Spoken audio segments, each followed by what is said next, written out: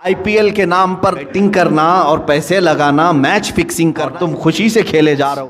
Cricket کی دنیا میں جو پیسے لگائے جا رہے ہیں، پورے پیسے لگا کر کے ڈبل چاہتے ہیں۔ لاٹری لگانے میں سب سے زیادہ وہ مسلمان آگے ہوں گے۔ گرامی وقار، رزق حلال کے دروازے آج بھی کشادہ ہیں، بہت ہے۔ تمہارا سر رزق کے سامنے بھی جھکنے نہ پائے، یہ صرف اللہ نے اپنے لیے بنایا ہے، وہاں پر بھی جھکنے نہ پائے۔ تم ہاتھوں سے اٹھاؤ اور اپنے منہ تک لے جاؤ۔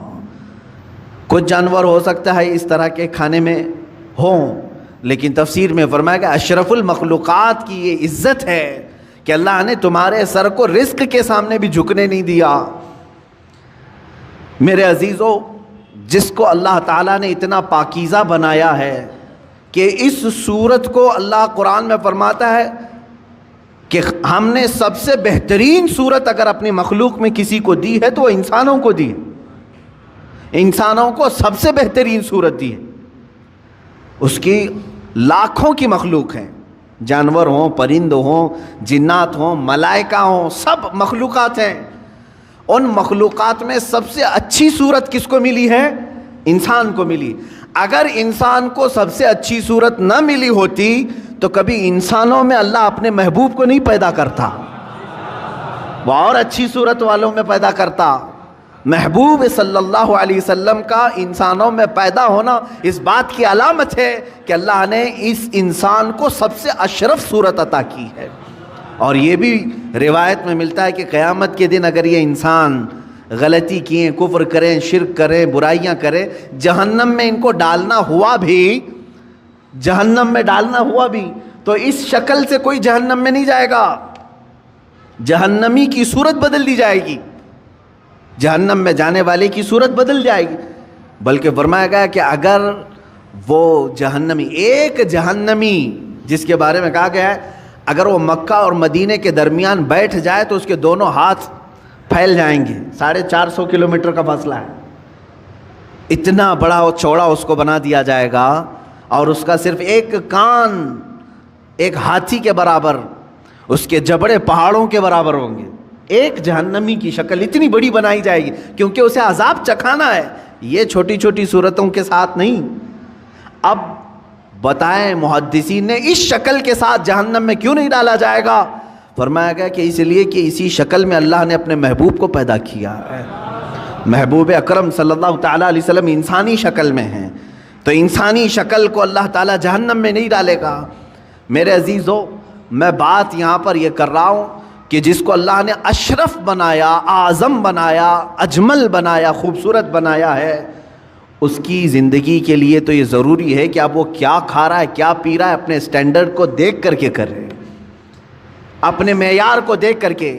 تم اگر وہی چیزیں کھا رہے ہو جو کتا کھا رہا ہے تو فرق کیا رہ گیا تمہارے پاس؟ تم اگر وہی چیزیں کھا رہے ہو جو خنزیر کھا رہا ہے تو فرق کیا رہ گیا تمہارے؟ تم اشرف المخلوقات ہو، تمہیں اللہ نے پاکیزہ اور حلال چیزیں عطا کی ہیں۔ کیا کسی انسان کو غلاظت کھاتے ہوئے دیکھا آپ نے؟ اور اگر وہ کھاتا ہے تو عقل سے بہرا ہے، عقل سے پیدل ہے، انسانیت بھول چکا ہے۔ عزیزان گرامی وقار، جب ہم غلاظت، پیشاب، پاخانہ، گوبر نہیں کھا سکتے انسان، تو اسی طرح مسلمان کو اللہ تعالیٰ نے فرمایا تم سود نہیں کھا سکتے، تم جوا کے پیسے نہیں کھا سکتے، تم چوری کا مال نہیں کھا سکتے، اس لیے کہ یہ بھی غلاظت ہے، یہ غلاظت ہے، اور ایسی غلاظت ہے کہ بظاہر تمہیں نظر نہیں آئے گی لیکن تمہاری روح کو ہمیشہ کے لیے خراب کر دے گی۔ کچھ چیزیں زہر ہیں میرے عزیزو، پوائزن، اگر پوائزن پی لو تو ہو سکتا ہے کہ تمہاری جان چلی جائے، گوشت کے ٹکڑے گل جائیں، انتڑیاں کٹ جائیں، لیکن جو حرام پوائزن ہے، سود ہے، جس کو آپ فائنانس کہو، بڈی کہو، بیاج کہو، کہ کوئی بھی نام دے لو، شراب حرام کر دیا اللہ تعالیٰ نے، یہ پوائزن ہے، زہر ہے مسلمان کے لیے۔ جوا حرام کر دیا ہے شریعت اسلامیہ نے، اس سے جو بھی آمدنی ہوئی، جو بھی انکم ہوئی، یہ غلاظت ہے، یہ پوائزن ہے۔ یہ جب ہمارے پیٹ کے اندر جائے تو کیا ہوتا ہے جانتے ہیں؟ دنیاوی زہر تمہارے جسم کو ناکارہ کر دے گا، لیکن اللہ کے حبیب صلی اللہ علیہ وسلم نے فرمایا جس نے حرام لقمہ اپنے پیٹ میں ڈالا تو پھر وہ گوشت جنت میں کبھی نہیں جا سکے گا۔ حرام سے پلا ہوا گوشت جنت میں داخل نہیں ہوگا۔ میرے آقا صلی اللہ علیہ وسلم نے فرمایا اس کے لیے سب سے بہترین چیز ہے کہ اس پیٹ میں جہنم کی آگ بھر دی جائے، دوزخ کی آگ ہی بھری جائے گی۔ اے مومنو، تمہارے لیے اللہ تعالیٰ نے جو راستے بیان کیے ہیں ان راستوں سے ہرگز نہ ہٹنا، ہرگز نہ ہٹو۔ قرآن پاک میں اللہ تعالیٰ نے ایک جگہ نہیں کئی جگہوں پر ارشاد فرمایا کہ تم زمین میں پھیل جاؤ، اللہ کا رزق تلاش کرو۔ اب میں آپ کو یہاں ایک پریکٹیکلی بات بتا دوں، میں نے جن چیزوں کو منع آپ کے سامنے ابھی منع کے طور پر پیش کیا، چوری ہوئی یہ حرام ہے، سود یہ حرام ہے، جوا یہ حرام ہے، شراب کے پیسے یہ حرام ہیں، یہ 4-5 چیزیں میں نے گنائے نا۔ آپ کو میں بتاؤں اللہ تعالیٰ کی یہاں پر موجودہ نعمتوں میں حرام بہت کم ہے، حلال کی تعداد بہت زیادہ ہے، حلال کی تعداد بہت زیادہ ہے۔ لیکن جس کی روح بیمار ہو، جس کا خاتمہ خراب ہونا ہو، وہ بہت زیادہ حلال کو چھوڑ کر کے چھوٹے سے حرام کے ایک ہی دروازے کو پکڑنے کی کوشش کرتا ہے۔ حلال دروازے دنیا میں 100 کی تعداد میں، تو حرام دروازہ ایک ہی ہے، لیکن داخل اس میں آسانی سے ہونے کی کوشش کرتا ہے بندہ۔ قرآن پاک میں آپ دیکھیں اللہ نے فرمایا حرم الربا، سود کو اللہ نے حرام کر دیا، لیکن اس کے بدل میں کیا کیا حلال ہے، یہ کبھی سوچا آپ نے؟ سود حرام ہے، بڑھا کر کے پیسہ لینا، بیاج یہ حرام ہے، اللہ نے فرما دیا، لیکن کیا اس کے علاوہ کوئی دوسرا راستہ ہے ہی نہیں پیسے کمانے کا؟ اللہ تعالیٰ نے فرمایا تجارت تمہارے لیے حلال ہے، ملازمت تمہارے لیے حلال ہے، کھیتی باڑی تمہارے لیے حلال ہے، نوکری تمہارے لیے حلال ہے۔ تم یہ تمام راستے، ایک سود کو حرام قرار دیا اور کئی راستے حلال کے اللہ نے خود تمہیں بتائے۔ مشارکت ہے، پارٹنرشپ کر لو، مزاربت ہے، نفع میں حصہ داری مقرر کر لو، یہ حلال طریقے بتائیں۔ شراب کو اللہ نے حرام کر دیا تو کیا پوری دنیا کی پینے والی چیزیں سب حرام ہو گئی؟ ایک کو اللہ نے فرمایا حرام ہے شراب، جس سے نشہ آئے، بدلے میں اللہ تعالیٰ نے ہزاروں چیزوں کو رکھا۔ دودھ پی لو حلال ہے، شربت پی لو حلال ہے، مٹھائیاں کھا لو حلال ہے۔ حلال کی تعداد دنیا میں بہت ہے، حرام کی تعداد کم ہے، لیکن انسان جب شیطانیت پر اتر آتا ہے تو ہزاروں حلال کو چھوڑ کر تھوڑے سے حرام میں ہی جانا پسند کرتا ہے۔ سورہ قیامہ کی آیت ہے، اللہ رب العزت فرماتا بل یرید الانسان لیفجر امامہ، انسان یہ چاہتا ہے کہ اس کے سامنے بے حیائی کی جائے، وہ پسند اسی چیز کو کرتا ہے اکثر۔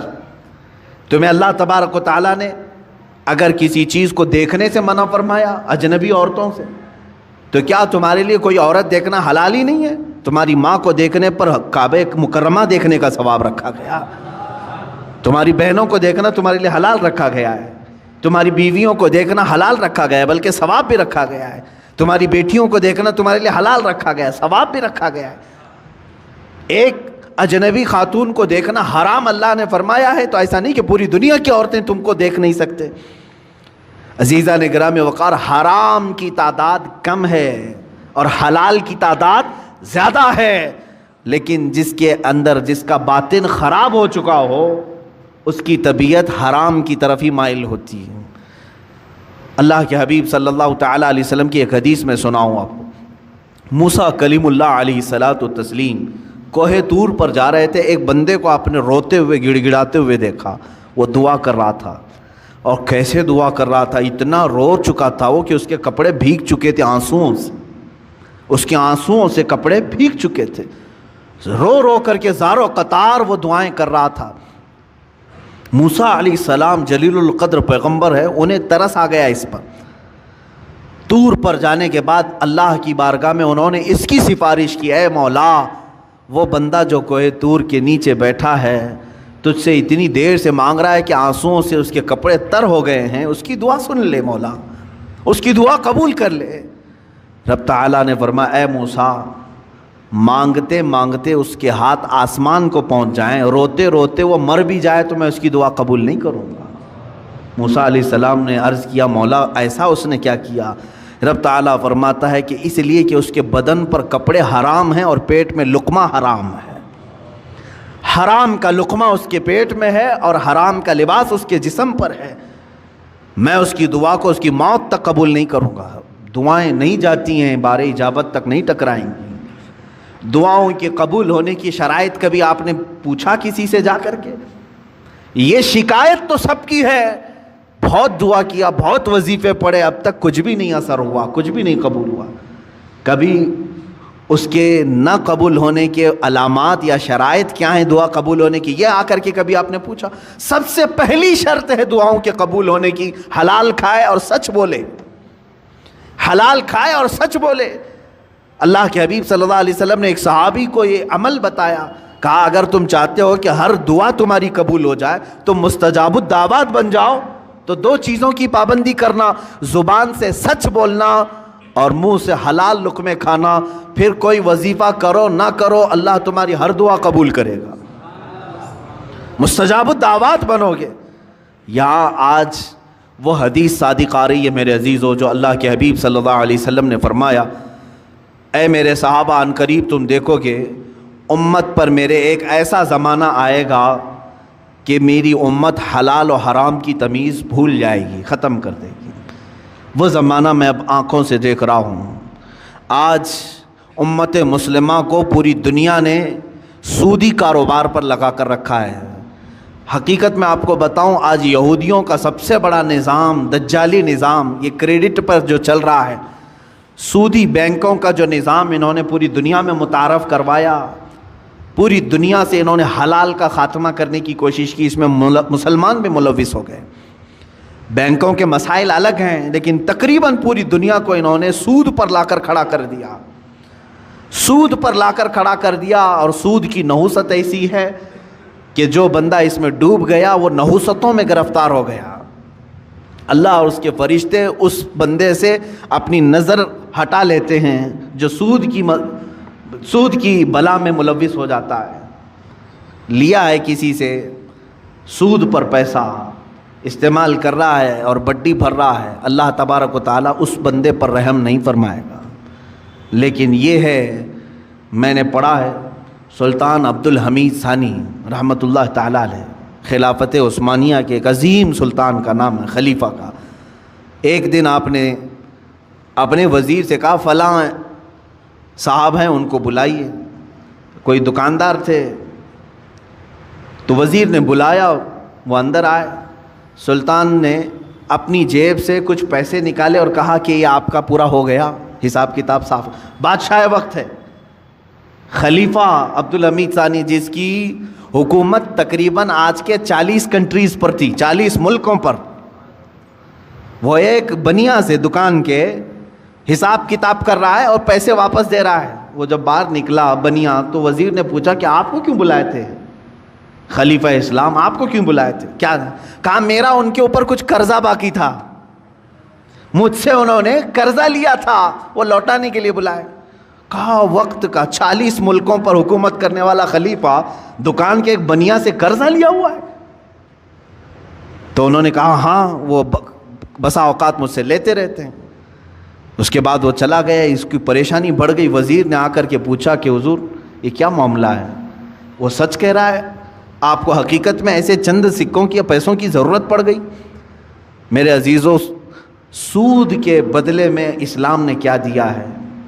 بادشاہ خلیفہ سلطان عبد الحمید ثانی اللہ ان پر رحم فرمائے فرماتے ہیں، میں نے ایک حدیث پڑھی تھی اللہ کے رسول صلی اللہ تعالیٰ علیہ وسلم کی، کہ بندہ اپنی ضرورتوں کے تحت اگر کسی سے قرض حسن لیتا ہے تو ادا کرنے کی نیت ہو، لیا ہے ادا کرنے کی نیت ہو، تو ادا کرنے کے زمانے میں جتنی دن تک وہ کوشش کرتا رہے گا اللہ کے نزدیک وہ رحم کرنے والا بندہ پایا جائے گا، خصوصی نظر اللہ کی اس پر ہوگی کہ یہ بندہ قرض میں ڈوبا ہوا ہے لیکن دینے کی نیت کیا ہوا ہے۔ میں ہمیشہ اس بنیا سے تھوڑے سے یہ قرض اس لیے لے لیتا ہوں کہ اللہ مجھ پر نظر رکھے، اللہ رب العزت مجھ پر نظر خاص رکھے، کیونکہ اس بندے پر اللہ رحم فرماتا ہے ہاں دینے کی نیت کیا ہو۔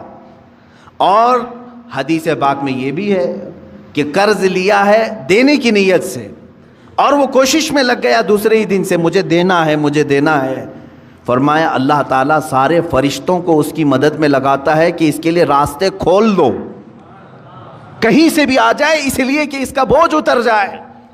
اس سے قبل بھی میں نے شاید بتایا ہو اس بات کو. اور جس کی نہ دینے کی نیت ہو, پیسہ لیا ہڑپ گیا, اس کے لیا کھا گیا, قرض ادا کرنے کی نیت نہیں, اس کے لیے بھی سن لو.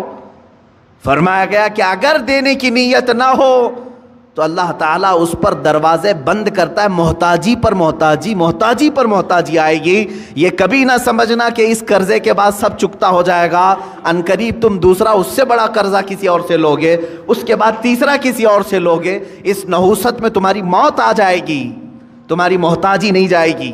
ایک قرض اگر چکانے کی نیت نہ ہو, 100 قرضوں کا بوجھ تمہارے اوپر آ جائے گا, ذلیل ہو کر کے مریں گے دنیا سے.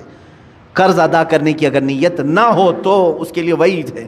بہرحال میرے عزیزوں, میں رزق حلال کی بات کر رہا ہوں. مسلمان اگر حرام کی طرف جاتا ہے تو یہ اسے زیب نہیں دیتا.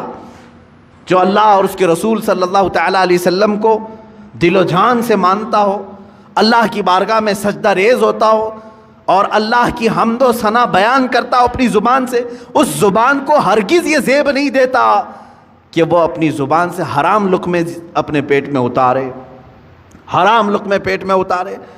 حضرت عبداللہ بن مبارک رحمۃ اللہ تعالیٰ علیہ فرماتے ہیں کہ نہیں, ان کا ایک واقعہ یوں بیان کیا گیا, جب آپ کا انتقال ہو گیا تو کسی نے آپ کو خواب میں دیکھا, پوچھا اے ابن مبارک اللہ تعالیٰ نے آپ کے ساتھ کیا معاملہ فرمایا؟ فرماتے میں تو بخشا گیا ہوں, لیکن میرے گھر کے سامنے ایک لوہار رہتا تھا, لوہے کا کام کرنے والا, اللہ نے میرے سے زیادہ اسے بلند مرتبہ عطا کیا ہے, مقام اس کا بلند ہو گیا ہے. تو لوگ جنہوں نے خواب میں دیکھا علماء سے کہا کہ ایسے ایسے ہم نے خواب دیکھا, کہا کہ وہ لوہار ہے کہ حقیقت میں؟ کہا ہاں ہے. جا کر کے پوچھا گیا, اس کا بھی انتقال ہو چکا تھا, اس کی بیوی سے پوچھا گیا تیرا شوہر ایسا کیا کرتا تھا؟ کہا اس نے کہ وہ روزانہ اپنے ہاتھوں کی کمائی کھاتا تھا, ہاتھوں سے لوہے کا کام کرتا تھا, خود کی محنت کی کھاتا تھا. اب اگر آپ پوچھ رہے ہیں بہت ساری نیکیاں کیا ہیں, تو مجھے تو ایسی کچھ نظر نہیں آئی. 2 چیزیں تھیں اس کی, 2 چیزیں تھیں. کہا کیا؟ ایک تو یہ کہ رات کو تھک کر کے آتا تھا, جب ہم سونے کے لیے تیار ہوتے اپنے گھر میں تو سامنے عبداللہ ابن مبارک کا گھر تھا اور وہ تہجد کے لیے کھڑے ہوتے تھے رات کو. میرا شوہر ہر دن یہ اٹھا کر ہاتھ یہ کہتا اے اللہ کاش مجھے اتنی محنت نہ کر کے رزق زیادہ آ گیا ہوتا تو میں بھی رات بھر تیری عبادت کے لیے کھڑا ہوتا تھا. روزانہ یہی کہتا تھا, میرے پاس بھی رزق کی وسعت آ جائے تو میں بھی رات بھر کھڑا ہو جاتا. دوسری چیز ایک یہ تھی اس کی کہ لوہے کو گرم کرتا تھا آگ میں اور ہتھوڑا اٹھاتا تھا, ہتھوڑا اٹھا کر کے پیٹنا ہوتا ہے لوہے کو شکل دینے کے لیے, لیکن جیسے ہی گرم ہو جاتا لوہا اور اس نے ہتھوڑا اٹھایا, اذان کی اگر آواز آ جاتی تو ہتھوڑا پیچھے پھینک دیتا تھا. وہ کہتا اب میرے مولا نے مجھے پکارا ہے, اس کے بعد مارا ہوا ہتھوڑا میرے لیے حلال نہیں ہے. رب تعالیٰ کی پکار کے بعد اگر میں نے ہتھوڑا مارا اور پھر اس سے شکل بنی اور پھر وہ بازار میں بکا, پھر اس کی آمدنی آئی, وہ لوہار کہتا یہ میرے لیے حلال نہیں ہے. میں رب کو چھوڑ کر کے کوئی کمائی نہیں چاہتا. میری نظر میں یہی 2 چیزیں علماء نے فرمائی, انہی 2 چیزوں کی بنیاد پر اس لوہار کو عبداللہ ابن مبارک سے بھی بلند مقام دیا گیا ہے. حلال کھاتا تھا, حلال کی فکر کرتا تھا. عزیزان گرامی وقار, رزق حلال کے دروازے آج بھی کشادہ ہیں, بہت ہیں, لیکن آج معاشرے کو میں دیکھ رہا ہوں کہ جن کی آج سب سے زیادہ ایکٹیویٹی بڑھی ہوئی ہیں مسلمانوں کی. آپ کو معلوم ہے سب سے زیادہ لوٹے کون جاتے ہیں؟ مسلمان لوٹے جاتے ہیں. دنیا کو یہ معلوم ہے کہ یہ ایسے ہیں جو محنت کم کرنا چاہتے ہیں اور کمانا زیادہ چاہتے ہیں. ان سے کام کاج زیادہ نہیں ہوتا مسلمانوں سے, تو ان کو راتوں رات بادشاہ بننے کی فکر ہوتی ہے. آپ دیکھ لینا, جا کر کے تجزیہ کر لو, لاٹری لگانے میں سب سے زیادہ وہ مسلمان آگے ہوں گے. ان کو ایسا لگتا ہے کہ راتوں رات میں کروڑ پتی بن جاؤں گا. چیٹ فنڈ کمپنیاں جتنی آتی ہیں اس میں مال مسلمانوں کا لگتا ہے. یہ چیٹ فنڈ کمپنیاں آتی ہیں جو 1 لاکھ کو 2 لاکھ بناتی ہیں سال بھر کے بعد, اور دیتی بھی ہیں شروع میں, اور اس کے بعد چند سالوں کے بعد پورا کا پورا مال لے کر کے فرار ہو جاتی ہیں. حیدرآباد میں ہوا, بنگلور میں ہوا, ممبئی میں, یہ کنٹینیو چلتے رہتے ہیں. میں آپ کو بتاؤں چیٹ فنڈ کمپنیاں نئی نئی آتی رہیں گی, ان کو پوری ٹریننگ دی جاتی ہے چلانے کی, نئی نئی اسکیمیں لانے کی. اور جو ڈسے ہوئے ہیں مسلمان، اب بھی اگر نئی کمپنی آئے تو پھر جا کے بھریں گے، پھر بھریں گے. کیوں؟ حلال کھانے کی جب فکر نہ ہو، محنت کرنے کی جب عادت نہ ہو، تو شیطان اسی طرح سے ان کے ذہن کو ورغلاتا ہے اور راتوں رات اپنے پورے پیسے لگا کر کے ڈبل چاہتے ہیں. یہی تو سود ہے، یہی تو بیاج ہے جو حرام کھانے کی فکر ہے. اور آج کرکٹ کی دنیا میں جو پیسے لگائے جا رہے ہیں، اور جان بوجھ کر کے اس زمانے میں مسلمانوں کو، نوجوانوں کو اس میں مبتلا کیا گیا ہے کہ تمہارا مال ختم ہو جائے. حیرت کی بات ہے کہ پہلے شرم محسوس کرتے تھے لوگ بیاج کہنے کو، سود کہنے کو، گیمبلنگ کہنے کو، جوا کہنے کو. کرکٹ کے نام پر دنیا تمہیں جوئے میں ملوث کر رہی ہے اور تم خوشی سے کھیلے جا رہے ہو. یاد رکھو، جس نے جوئے کو دیکھا، جوا بازی کیا نہیں، کھیلا نہیں، دیکھتا رہا، اللہ رب العزت کا عذاب اسے گرفتار کرے گا. سب سے بڑا عذاب اللہ کا یہ ہے کہ موت سے پہلے ایمان چھین لیا جائے. خطرناک عذاب ہے اللہ کا. جوا اللہ رب العزت کی بارگاہ میں ہرگز پسند نہیں. انما الخمر والمیسر والانصاب رجس من عمل الشیطان. اللہ فرماتا ہے شیطان کی غلاظتوں میں سے ہے یہ جوا، شیطان کی غلاظتوں میں سے، شیطان کے پخانوں میں سے ہے. یہ اتنی غلیظ چیز ہے جس کو آج فخر کے ساتھ کر رہے ہیں.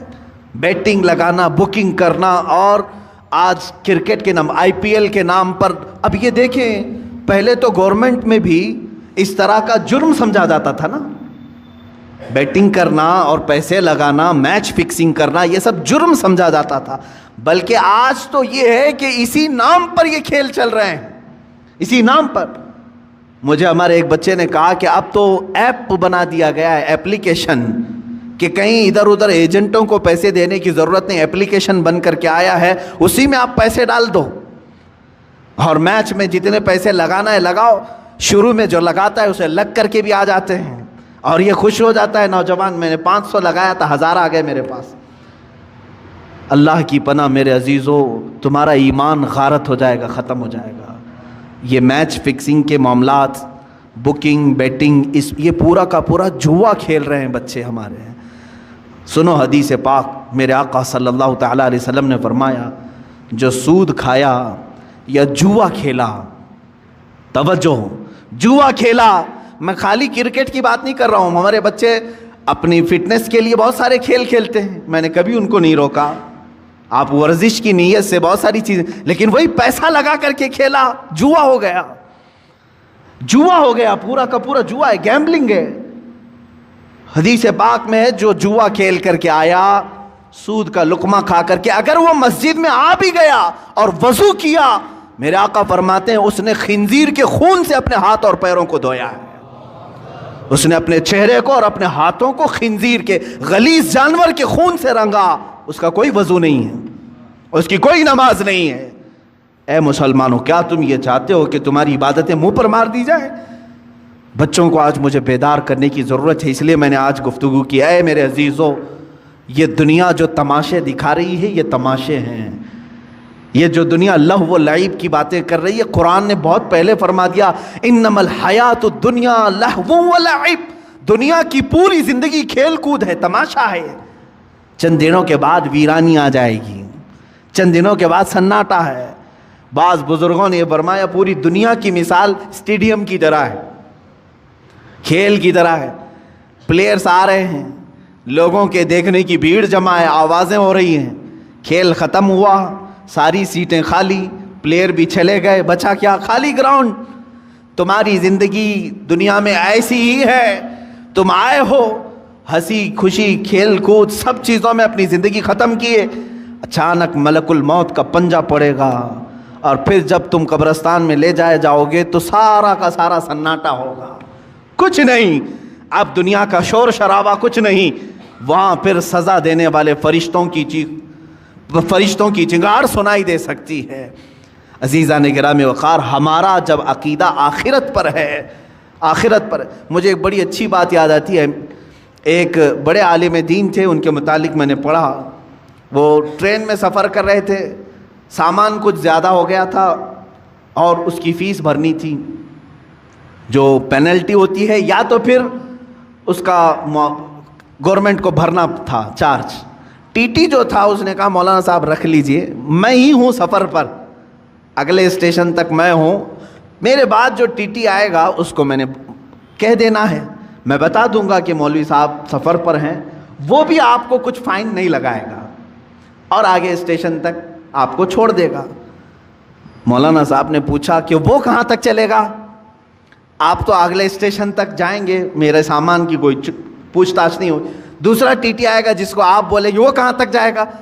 کہا ٹرین جہاں تک جائے گی وہ ٹی ٹی رہے گا. تو انہوں نے کہا نہیں, مجھے اور آگے تک جانا ہے, مجھے اور آگے تک جانا ہے. کیا وہ ٹی ٹی وہاں تک آئے گا؟ کہا کہاں تک جانا ہے؟ کہا مجھے میدان محشر تک جانا ہے, وہاں تک جانا ہے. اگر وہ تمہارا ٹی ٹی وہاں پر بھی سفارش کر دے گا اور اللہ سے میرے اس جرم کی سزا کو کم کروا دے گا, میں خاموش بیٹھتا ہوں. تم مجھ سے چوری کروا رہے ہو. انہوں نے اپنا وہ معاوضہ بھر دیا, اور ظاہر سی بات ہے اس ٹی ٹی کے دل میں بھی خوف خدا ایسا آیا, اس نے خود بیان کیا, اس کے بعد زندگی بھر کبھی میں نے حرام لقمے کی طرف ہاتھ نہیں بڑھایا. ہمارے اسلاف اور ہمارے بزرگوں نے ہمیں یہ سکھایا ہے. آج امت کے پاس حلال لقمے بہت سارے ہیں. شیخ علی دقاق رحمۃ اللہ تعالیٰ علیہ کی ایک حکایت میں نے پڑھی تھی. یہ پہاڑوں پر جا کر کے عبادت کرتے تھے. ایک دن پہاڑوں کے اوپر یہ لکڑیاں کاٹنے کے لیے بھی جاتے تھے, لا کر کے بیچتے تھے کاٹ کر کے. ایک دن دیکھا ایک تھیلا وہاں پڑا ہوا ہے, تھیلی چھوٹی سی, اور اس کو ہلا کر کے دیکھا تو سونے کے سکے تھے, اشرفیاں تھیں. ظاہر سی بات ہے راستے میں اگر کسی کو سونے کی اشرفیاں مل جائیں تو اس کے کیا ہے, وارے نیازیں ہیں. اور انہوں نے اٹھایا, کہا کہ دل تو نہیں چاہتا کہ اس میں سے میں اپنے لیے کھاؤں, یہ لقطہ ہے, لقطہ کے احکام الگ ہیں شریعت. انہوں نے کہا میں یہ کسی مستحق کو دے دوں گا. لے لیا, دل میں ذرا برابر خرابی نہیں آئی. نیچے آئے, پہاڑ سے اتر کر کے دیکھا ایک حبشی غلام کالا, جس کے ہونٹ چوڑے تھے, معذور تھا, ہاتھ نہیں تھے پیر تو تھے, معذور شخص تھا, بیٹھا ہوا تھا, پسینے میں شرابور تھا. شیخ علی فرماتے ہیں مجھے لگا اس سے زیادہ مستحق کون ہوگا, اس کے پاس کھانے پینے کی کوئی چیز نہیں, کچھ نہیں. آپ لے جا کر کے وہ سونے کے سکے والی جو تھیلی ہے, اشرفیوں کی تھیلی, اس حبشی غلام کو دے دیتے ہیں, لے تو اپنے خرچے کر, اس میں مزے کے ساتھ زندگی گزار. اس حبشی نے کہا اے علی دقاق, لے جاؤ اس کو, جہاں سے اٹھایا وہیں رکھو, پچھلے 1 سال سے روزانہ میں دیکھ رہا ہوں, پچھلے 1 سال سے میں اس کو روزانہ دیکھ رہا ہوں, آج تک ہاتھ نہیں اٹھایا. میرے عزیز و شیخ علی دقاق فرماتے ہیں کوئی حبشی غلام, وہ اس زمانے کے قطب تھے جنہوں نے ہاتھ لگانے کو بھی منع فرمایا. آج ہم ان اسلاف کی روشنیوں کو بھول کر کے دنیا جو ہمیں ہے یہ کرشمے دکھا رہی ہے اس کے پیچھے پڑ گئے. موبائل اپلیکیشن میں اگر تمہیں پیسے بھرنے کی بات آ گئی, سوچا آسانی سے بھر دوں گا, کوئی نہیں دیکھ رہا ہے, میں میچ میں بیٹنگ لگا دوں گا, کسی ایجنٹ کے پاس نہیں گیا, اسی اپلیکیشن میں بھر دیا, 500 کون دیکھ رہا ہے, میرے اکاؤنٹ سے کٹ گئے. یاد رکھو اللہ رب العزت علیم و خبیر ہے. لا تأخذہ سنۃ ولا نوم, جس کے پاس تمہیں فیصلہ دینا ہے اسے تو اونگ بھی نہیں آتی, نیند بھی نہیں آتی. ہم سے بچ لو گے, آج دنیا سے بچ لو گے, دوست و احباب کو چھپا کر کے تم جوا کھیل لو گے, لیکن دوست و احباب تمہارا نہ فیصلہ کرنے والے ہیں نہ تمہیں سزا و جزا دینے والے ہیں. جس کے پاس فیصلہ ہونا ہے اس کی تو شان یہ ہے کہ اسے اونگ بھی نہیں آتی, وہ غافل بھی نہیں ہے کسی چیز سے, تمہارے حالتیں, تمہارے دل کی خبریں وہ سب جان رہا ہے. تو یاد رکھو جو نوجوان اس آفت اور بلا میں ملوث ہو گئے ان کے لیے میں کہوں گا کہ تمہارے لیے دردناک عذاب ہے, دردناک عذاب ہے. یہ راستہ جو تم نے چنا ہے یہ اسلامی راستہ نہیں ہے.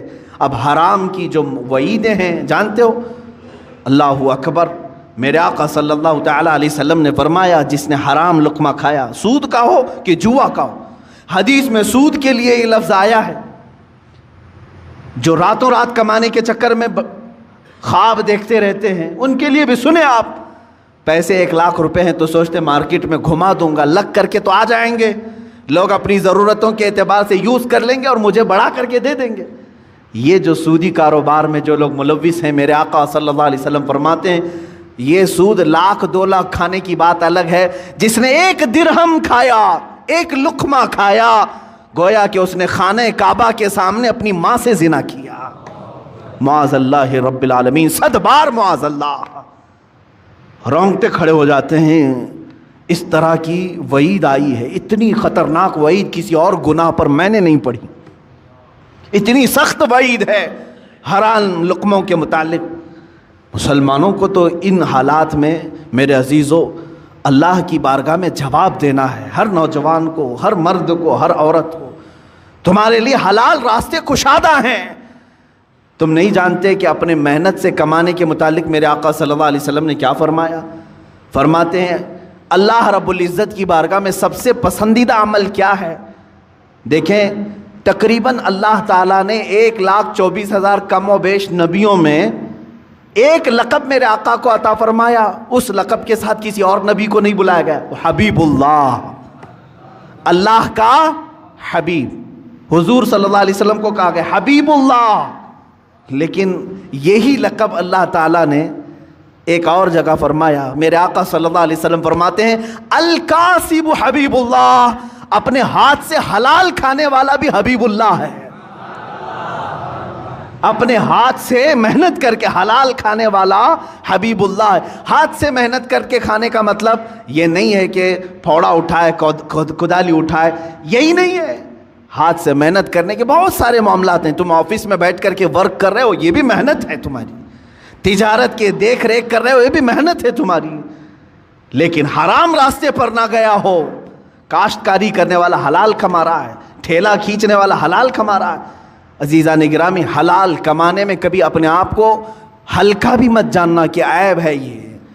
قلیوبی میں نے ایک حکایت پڑھی، اللہ اللہ، میرے آقا صلی اللہ تعالیٰ علیہ وسلم کے متعلق. اے نوجوانوں، تم راتوں رات بیٹھ کر کے پیسے لگا کر کے اپنے گھر میں حرام کے لیے دروازے کھول رہے ہو.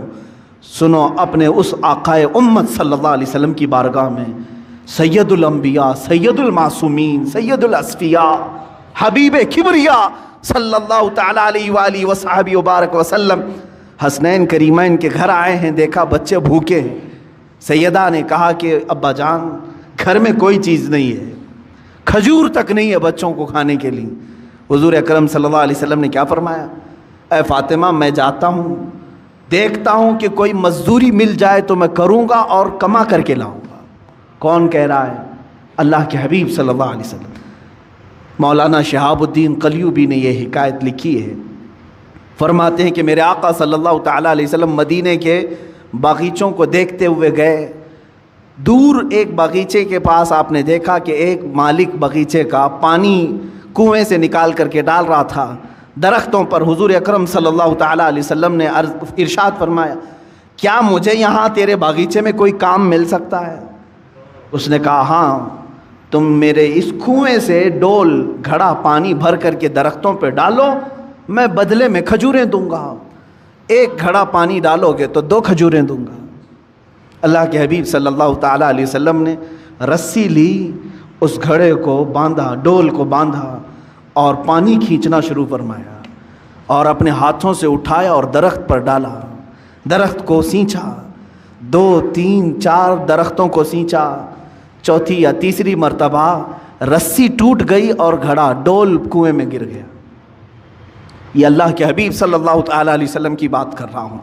میرے عزیز بچوں، نوجوانوں، جب تمہارے ہاتھ میں حرام کاریاں شیطان دے دے تو میرے نبی کو یاد کر لینا اس دن. میں آج کیا کر رہا ہوں؟ مدینے کے تاجدار صلی اللہ تعالیٰ علیہ وسلم اپنے ہاتھ سے رسی کھینچ کر کے، ان کو تو اللہ جنت کے دسترخوان اتارتا تھا، لیکن اپنی امت کے لیے میرے آقا نے یہ درس دیا. رسی ٹوٹ گئی، گھڑا اندر گر گیا. باغیچے کا مالک نہیں جانتا تھا، آیا اس نے ہاتھ اٹھا دیا، مزدوروں کے ساتھ جس طرح کیا جاتا ہے. اللہ کے حبیب صلی اللہ تعالیٰ علیہ وسلم نے جواب نہیں دیا.